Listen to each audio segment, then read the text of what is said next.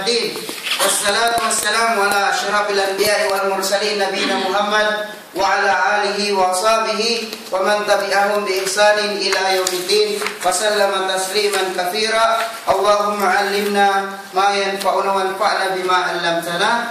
اللهم رب اشرح لي صدري ويسر لي أمري واحلل عقدة من لساني يفقهوا قولي. اللهم رب زدنا علما يا الله يا رب العالمين. ما بعد, Assalamualaikum warahmatullahi taala wabarakatuh. Waalaikumsalam warahmatullahi wabarakatuh. Mga kapatid ko po sa Islam, una sa lahat ay lubos tayo ng papasalamat sa tunay at tanging nag-iisang Diyos na si Allah subhanahu wa ta'ala. Siya yung Diyos lumika ng kalangitan, lumika ng kalupaan, lumika ng nakikita natin ngayon at hindi pa natin nakikita. At lagi natin tandaan, alalahanin sa ayaw at sa gusto natin, tayo ay babalik kay Allah subhanahu wa ta'ala, tayo ay mamamatay, tayo ay babawian ng buhay. Kung sino man ang inabutan ng kamatayan na siya ay sumusunod sa gusto ni Allah, dito pa lang sa mundo, mamumuhay na siya ng mapayapa hanggang kaligayahan walang hanggan pagdating niya sa kanilang buhay. Kung sino man ang sumuhay kay Allah subhanahu wa ta'ala, dito pa lang sa mundo, mamumuhay na siya ng masalimuot, magulong pamumuhay hanggang kaparusahan sa kanya pagdating niya sa kabilang buhay. Salawat at salam kay Propeta Muhammad sallallahu alaihi wasallam, sumakanya nawang kapayapaan at pagpapala ni Allah subhanahu wa ta'ala, pati na sa kanyang pamilya at sa lahat ng kanyang kasamahan, mga sahaba at sa lahat ng nananampalataya, kalalakihan at mga kababaihan na sumusunod sa turo ni Propeta Muhammad sallallahu alaihi wasallam. Mga kapatid ko po sa Islam, ang nakaraan kinuha natin, yun ay tinatawag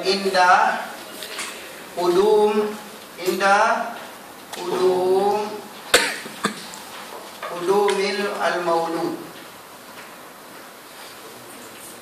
Inda Qudumil Maulud.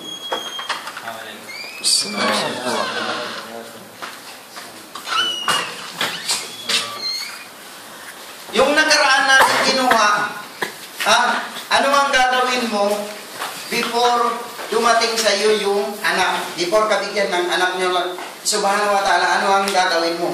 So before kabigyan ng anak, mayroong karapatan na binanggit natin nakaraan, ang karapatan ng anak sa atin. Unang karapatan binanggit natin doon ay hanapan mo siya ng mabuting nanay. Mabuting nanay. Hanapan mo siya ng mabuting nanay.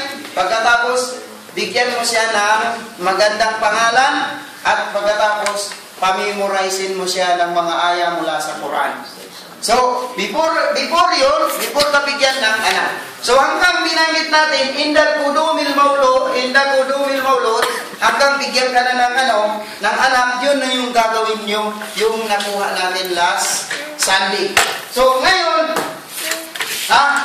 yung maliit pa, yun ang gagawin ninyo. Yung nakuha natin na last Sunday. So, ngayon, ang gagawin mo ngayon, paano ka magpalaki sa anak mo, sa bata. Paano mo siya mapalaki ayon sa katuruan ng Islam. Ayon sa katuruan ng Islam. Ito yung tinatawag na tarbiyatul atfal. Tarbiyatul atfal, ibig sabihin, paano mo mapalaki yung anak mo ayon sa katuruan ng Islam. Ayon sa katuruan ng Islam. So, ganun yung una natin binanggit, na karapatan, hanapan mo siya ng mabuting nanay, bigyan mo siya ng magandang pangalan, and then, pamemorizein mo siya nasa loob ng Quran. Binanggit natin ang kwento ng dalawang mag-ama sa panahon ni Umar Ibn Khattab, Amirul Mu'minin, yung isang lalaki nagko-complain sa anak niya. Dahil yung anak niya, masamang ugali sa kanya yung anak niya. Pagkatapos, nag-complain siya kay Umar upang parusahan yung bata dahil masamang bata sa kanyang magulang, kanyang tatay. Pagkatapos ng pinatawag na ni Umar yung bata na yun, sabi niya, pumunta ka dito, bakit ka masama sa tatay mo? Bakit hindi mo ginagalang yung tatay mo? Sabi niya, ya Amirul Mu'minin, bago mo akong parusahan, tanungin kita muna. ano ang karapatan ko sa tatay ko? Sabi ni Omar, ang karapatan mo sa tatay mo, hanapan ka ng mabuting nanay. Before pa yung bata ipanganak, hanapan mo ng mabuting nanay. Una. Pangalawa, bigyan ka ng magandang pangalan. Pangatlo, sabi niya, ay pamemorize ka ng mga ayaw mula sa Quran. Okay. Sabi ni Amir al-Mu'minin, kahit isa sa tatlo na yun, walang nagawa sa akin yung tatay ko. Yung nanay ko, yung babae sa gilid-gilid na. Pagkatapos ng pinanganak ako, pinangalanan ako kay Sohla. Yung langaw maliit sa tayo ng mga baka, sa tayo ng mga kamilyo, yun ang ano.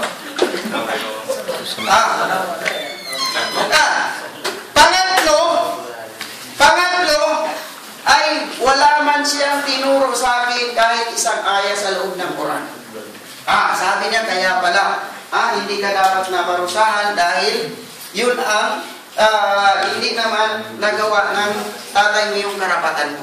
So mga kapatid sa Islam, ngayon, paano natin palakihin yung anak natin ayon sa katuruan ng Islam?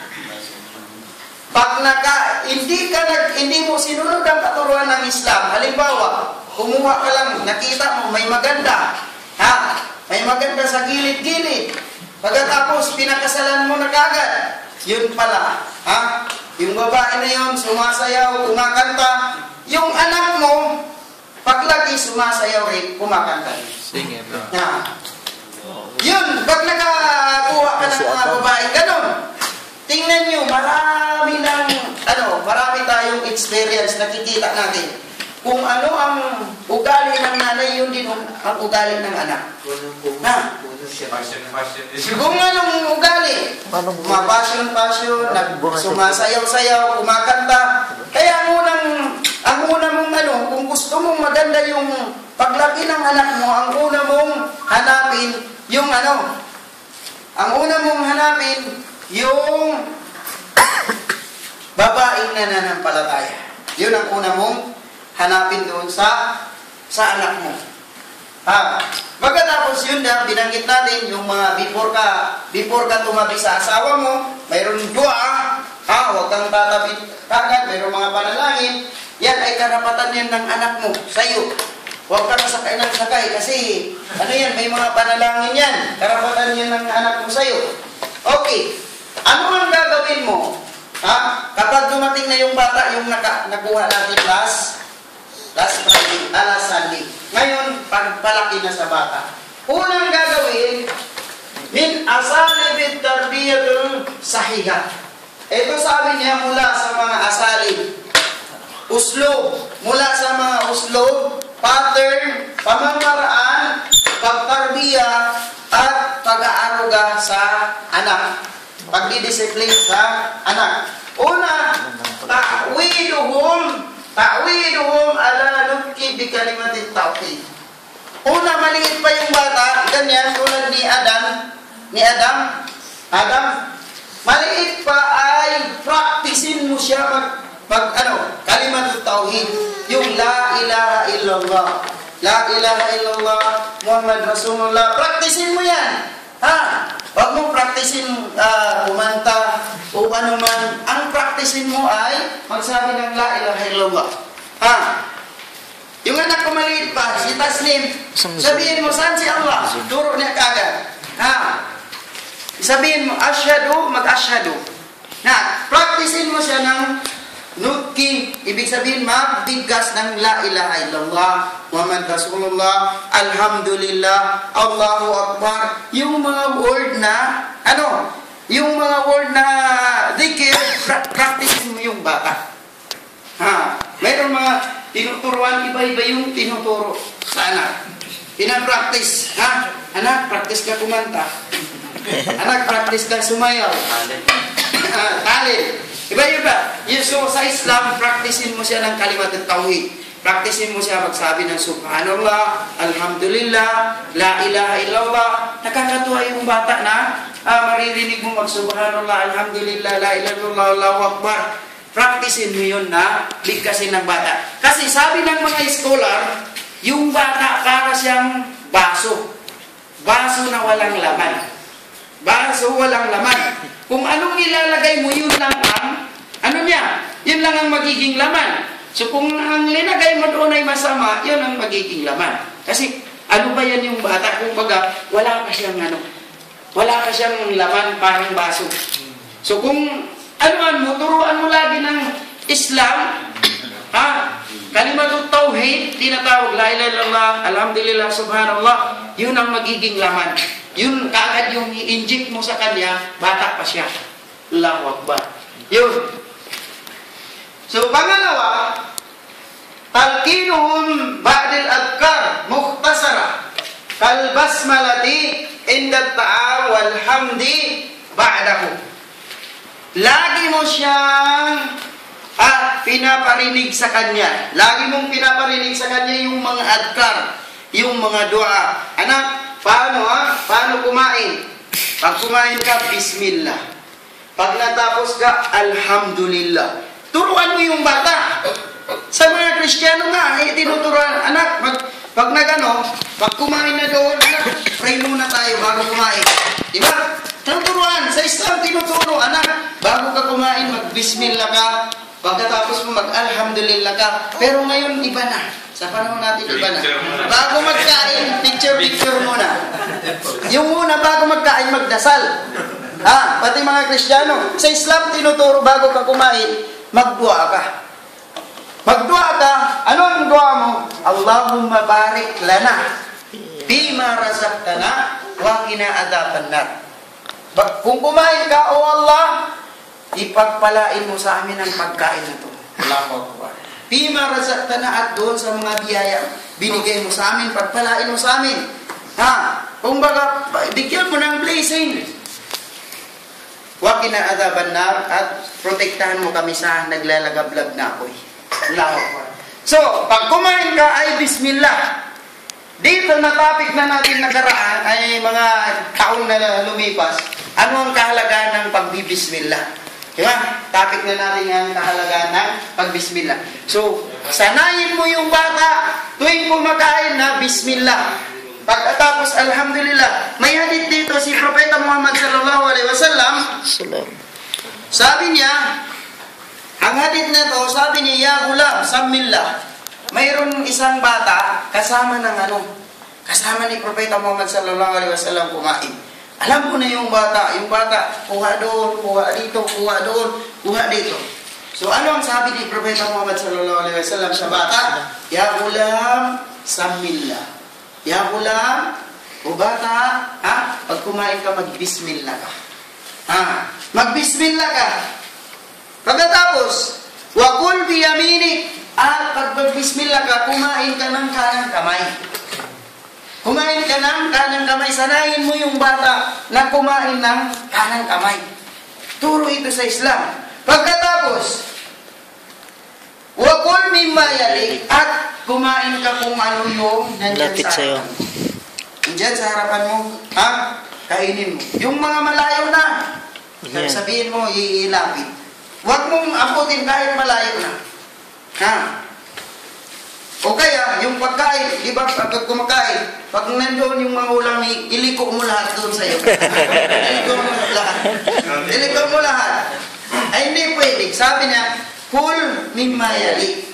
Kainin mo yung nandyan na sa harapan mo. Kung gusto mo palapitin doon, huwag mong anuhan kagad yung pagkain. Huwag mong suluhin yung pagkain. Mayroong mga tao, pag kumakain yung ulam, ikot niya kagad yun. Itapat kagad. So, yun, sanayin mo, pagkatapos kumain, pagsabi ng alhamdulillah. Sanayin mo yung bata. Maliliit pa. Anak, before kumain, anong panalangin?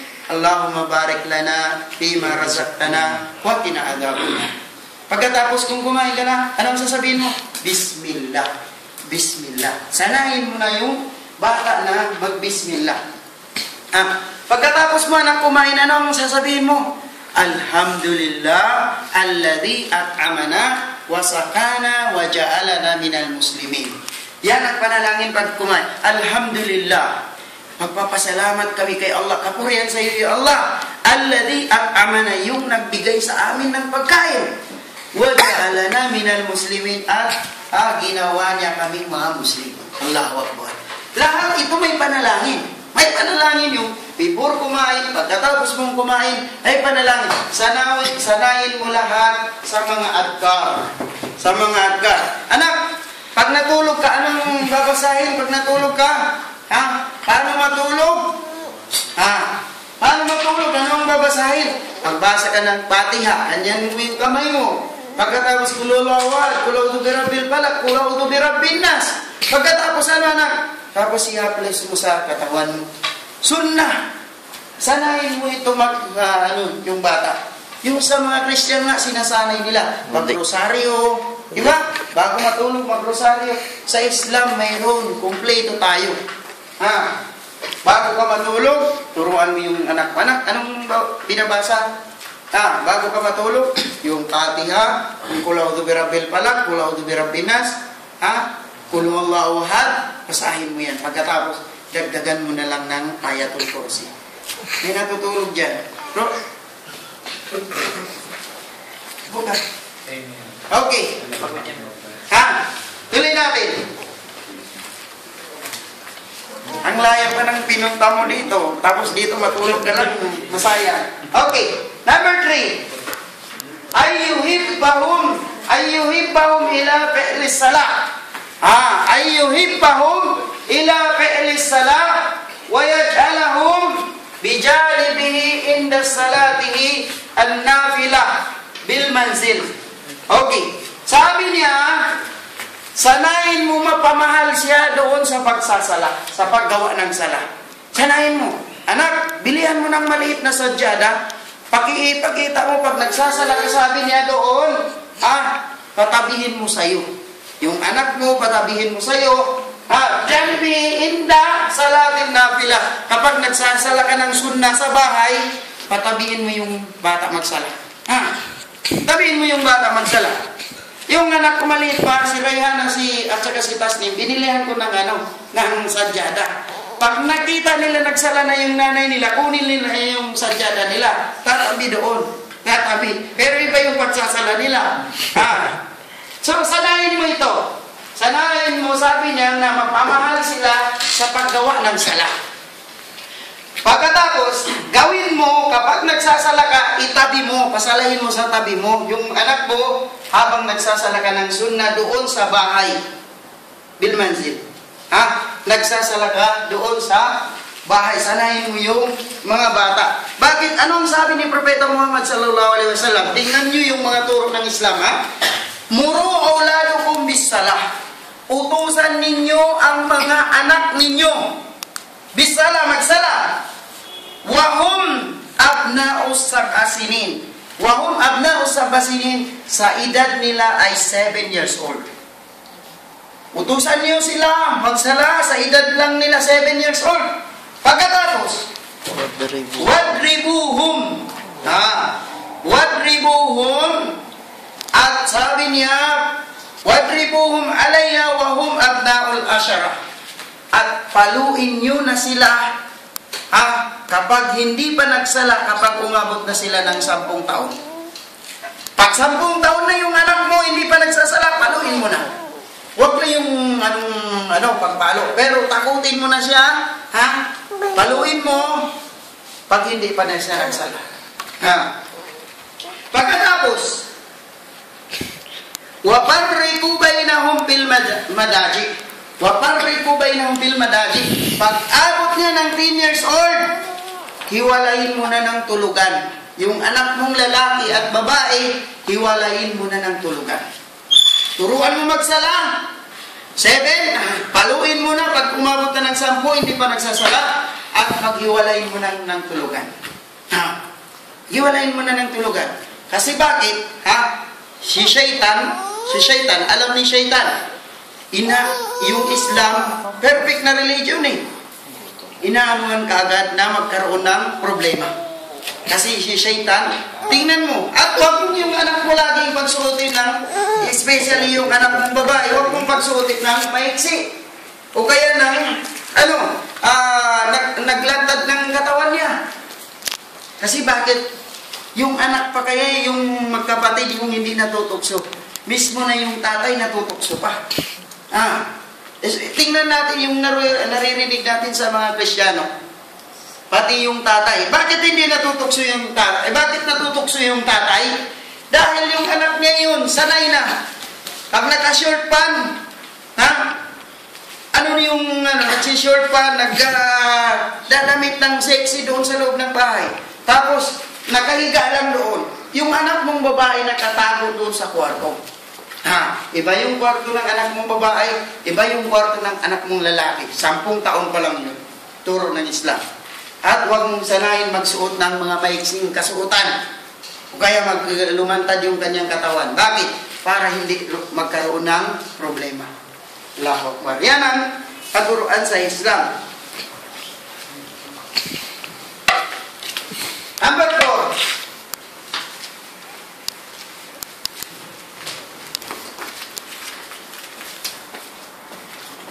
Number 4, tanmiyatu ma'lumatihim bi ba'dil akbar an-nafi'ah kaqasasil anbiya wal akhbaris sahaba.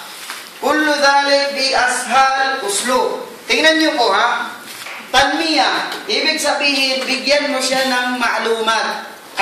I-upgrade mo yung kaalaman ng bata. Tulad sabi niya ikwento mo sa kanya yung mga bagay na kung saan magbibigay ng sa kanya, magbibigay ng upgrade ng kaalaman niya. I-update mo yung kaalaman niya. Kalkasasil anbiya, ikwento mo sa kanya yung mga propeta. Kwento mo yung kwento ni Adan, ni Solomon, ni David, lahat ng mga propeta. Kalkasasil anbiya wal akhbaris sahaba, at ikwento mo yung mga sahaba, mga kasamahan ni Propeta Muhammad sallallahu alaihi wasallam. Ano ang kasaysayan nila? Ano ang kasaysayan ng mga propeta? Ikwento mo sa bata. Yung bata na yan mahilig makinig ng kwento.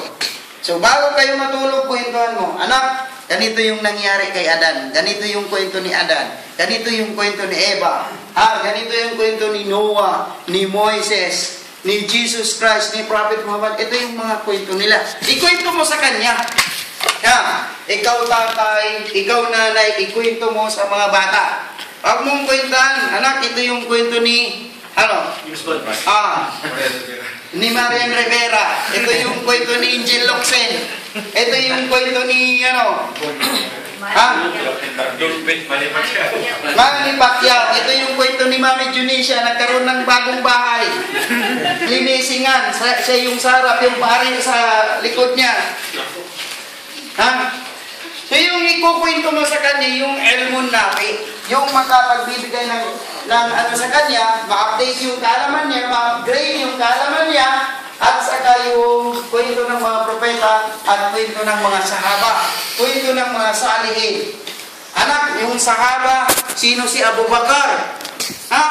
Dapat alam mo at alam ng anak mo sino si Abu Bakar, sino si Omar, sino si Uthman, sino si Ali, sino si Abu Hurairah.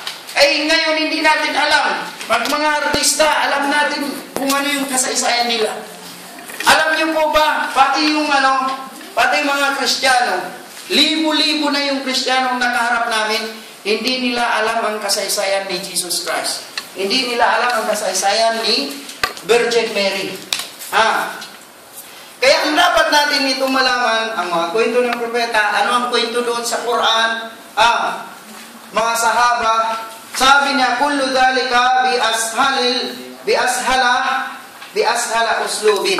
Yan, sabi niya, ang lahat ng yan ay madali mong anuhan. Kasi nandyan sa Quran, alam mo yung mga kwento. Number 5, targibuhum fi mahabbatillah wal jannah. Sabi niya, lagi mo siyang ini-encourage na mapamahal siya kay Allah. Yung anak mo, lagi mong ini-encourage na mapamahal siya kay Allah. Wal jannah. At ikwento mo sa kanya kung ano ang mayroon doon sa paraiso.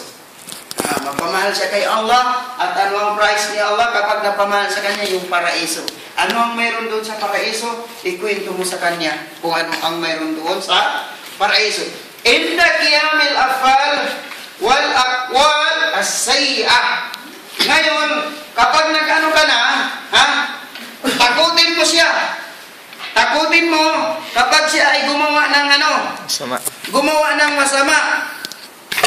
Takutin mo siya, kapag siya ay gumawa ng masama. Sabihin mo, ito yung pag ginagawa mo ito yung price ni Allah. Pag sinuway mo ito yung parusa ni Allah subhanahu wa ta'ala. Pag sabihan mo gano'n ng anak mo, anak, bakit yan? Pupunta ka sa impyerno. Alam mo yung impyerno? Yun, yung mga kinakain ng tao, nana. Yung mga iniinom ng tao, yung kitran. Yung mga pinagugasan ng sugat, yun yung kinakain ng mga tao doon. Inainom doon sa impyerno. At kumukulo yung utak nila. Takutin mo na, sabihan mo doon yung paraiso at yung impyerno. Okay. Number 7. Number 6 sa baba, Ustaz. Yan. Number 6. Sa correction, Ustaz, yung doon, wal aqwali, tayyiba pala yun. Hindi yun sa iya. Kamali yung pagsulat ko. Yan. Inda qiyamihi bil af'ali al-aqwali. Kaya pala naghanap ako kanina. Sa targhib. Targhib. Tayyiba. Tayyiba. Paggawa ng mga kamali pagsulat. Thank you. Jazakallahu khair. Tarak. Kung ano yung magawa niya, inda qiyamil bi af'ali tayyiba, bi af'al wal aqwal at tayyiba. Sabihan mo kung ano yung reward, kung ano yung nagagawa niyang mabuti.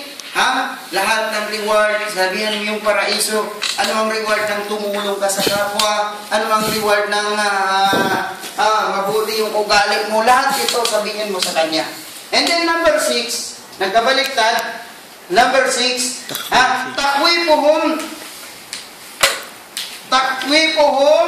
bigada billah wan nar. At takutin mo siya doon sa galit ni Allah. Takutin mo siya doon sa galit ni Allah. Wan nar. At takutin mo siya doon sa impyerno. Allahu Akbar.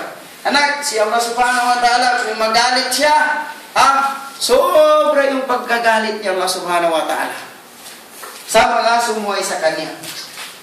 Inda qiyami bi aqwal inda qiyami bi aqwal wal aqwal as-sayyi'ah. Ito na. Kapag siya ay gumawa ng masama. Kapag siya ay gumawa ng masama, takutin mo siya doon sa galit ni Allah, takutin mo sa impyerno, doon sa paggawa niya ng masama na yun. Okay. Number 7. Ila balagu marhalata suhbah falyahris ala ikhtiyari rafiqis salih lahum. Kapag kapag may tamang edad na yung anak mo, sabi niya, balik na, ay lagi mo siyang sinasama doon sa mga taong saleh, mga mabubuting tao. Yung anak mo, lagi mong pasamahin sa mabuting tao. Kung malaki-laki na yung anak mo, may sapat na pag-iisip, yung lagi mong ipapasama sa kanya, yung mga mabubuting tao. Anak, huwag kang sumama kay Pulan na yun. Bakit? Ay, si Pulan na yun, masama yung ugali. Si Pulan na yun, hindi masunurin sa magulang. Si Pulan na yun, hindi nagsasala. Ganun. Huwag kang sumama doon. Doon ka sumama. Doon ka sumama, nagsasala, nagpupunta sa masjid. Yun ang inaano mo, yun ang i-inject mo lahat. Yung nabanggit natin ito lahat, i-inject mo ito sa anak mo. Pagkatapos, sabi niya, yung piliin mo na makasama ng anak mo, yung mga mabubuting tao. And then number 8, idkhaluhum ila halakat tahfidul Quran. Ipasok mo doon sa mga eskwelahan na kung saan nag-aaral ng pag-memorize ng Quran. Ipasok mo. Yung anak mo, ipasok mo doon sa nag-aaral, nag-memorize ng Quran, nag-memorize ng hadith, madrasa, magbasa ng Arabic, ipasok mo doon yung anak mo. Allahu Akbar. So yun ang mga karapatan, paano natin palakihin yung anak natin sa Islam, insyaAllah subhanahu wa ta'ala. Kapag sinunod natin ito, lumaki yung anak natin, may takot kay Allah subhanahu wa ta'ala. Hindi tayo mamroblema, insyaAllah subhanahu wa ta'ala. So kung meron kayong gustong itanong, meron kayong gustong idagdag, meron kayong gustong linawin, pwede na kayong magtanong. Sa inyo na ngayon. Hindi, para hindi masyado mahaba. Meron kayong gusto. Upload sa